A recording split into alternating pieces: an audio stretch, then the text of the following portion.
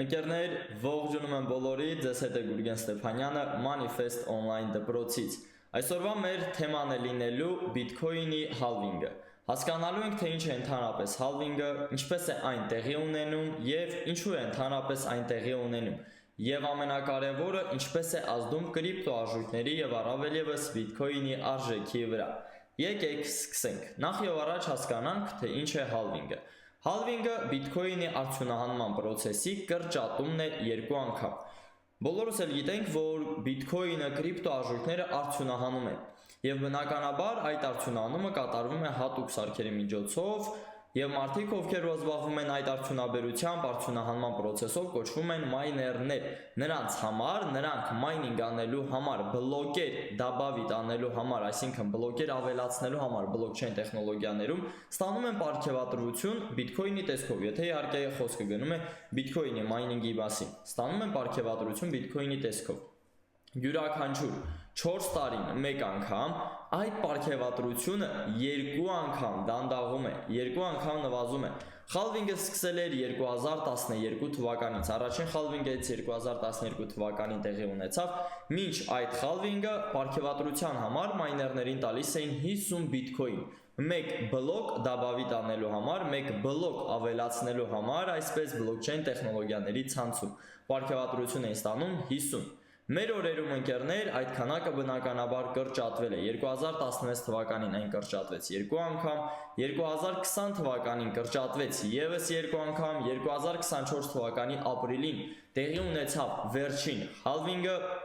որի ընթացքում ել ավելի կրճատվեց այդ արդյունահանման process-ը։ Հաջորդ halving-ը սպասվում է 2028 թվականին։ Դեռ կոնկրետ ամիսը բնականաբար պարզ չէ, երբ է տեղի ունենում ընդհանրապես, երբ է պարզ լինում, երբ blockchain-ում, այսպես ասած 210,000 բլոկ են դաբավիտ անում, բլոկ են ավելացնում այդ ցանցում, տեղի է ունենում 210,000 ավելացումից հետո, նոր բլոկերից հետո տեղի է ունենում Bitcoin-ի halving։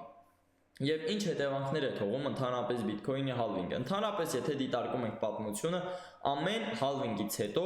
Bitcoin-ը շատ մեծ աճ է ունեցել։ Օրինակ, առաջին halving-ի ժամանակ 2012 թվականին, երբ տեղի ունեցավ, Bitcoin-ը 10 անգամ աճ գրանցեց։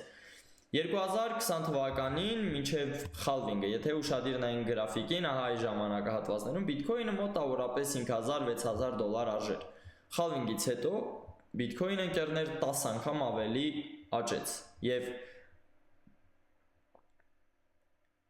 2021 թվականին արդեն իսկ Bitcoin-ը 65000 դոլար էր։ Դրանից հետո փոքր ինչ կոռեկցիա նվազում եւ նոր պատմական մաքսիմում արդեն 69000 դոլարում։ Բնականաբար halving-ներից հետո պատմությունը այսպես ցույց է տալիս, որ տեսնում ենք որոշակի չափով կոռեկցիա։ Եվ 2021 թվականից հետո սկսել էր կոռեկցիան։ Կոռեկցիա տեսանք, նվազում տեսանք, Bitcoin-ը հասավ մինչև 15000 դոլարի, բայց ոչ ավելի ներքև, քան եղել էր նախորդում։ Եվ դրանից հետո արդեն 2024 թվական ապրիլ ամսին սկսեց Bitcoin-ի halving-ը, որի հետևանքով ընկերներ, պլյուս դրան ավելացվեց նաև ԱՄՆ-ում նախագահական ընտրությունները, Bitcoin-ը հասավ մինչև 109000 դոլարի։ Եվ եթե դիտարկում ենք տենդենսը, պատմությունը կրկնվելու հատկություն ունի։ Եթե ասենք, որ ամեն halving-ից հետո 2028 թվականին էլ մեծ աճ է լինելու, ոչ ոք դա հստակ չի կարող ասել, կամ հաջորդ halving-ին 2032 թվականին։ Դա հստակ չեն կարող ասել, բայց դիտարկելով մեկ փաստ, որ պատմությունը կրկնվելու հատկություն ունի, եւ ըստ տրամաբանության, եթե հանումը Bitcoin-ի գնալով դանդաղում եւ կրճատվում է, քանի որ քանակն էլ է սահմանափակ, իր այսպես քանակը 21 միլիոն է, ընդամենը շուկայում կարող է հայտնվել 21 միլիոն Bitcoin, արդեն իսկ արդյունահանել են 19 միլիոնը, տակը մնացել է ընդամենը 2 միլիոն, որը որ գնալով էլ ավելի դանդաղ է արդյունահանվում։ Ըստ հատուկ հաշվարկների, վերջին Bitcoin-ը արդյունահանվելու է մոտավորապես 2140 թվականին հենց halving-ի ընթացքում, որովհետև դանդաղելով բնականաբար ավելի դժվար է սկսում արդյունահանումը։ Եվ եթե ինչ-որ մի ապրանքի այսպես քանակ լինում է քիչ, եթե դժվար են այդ ապրանքը արդյունահանում, դժվար է արտադրվում, բնականաբար գինը ել ավելի է բարձրանալու, դա այսպես որպես եզրակացություն կարող ենք ասել։ Այնպես որ ընկերներ պետք է սկսել հիմա, որովհետև դեռ շատ ժամանակ կա,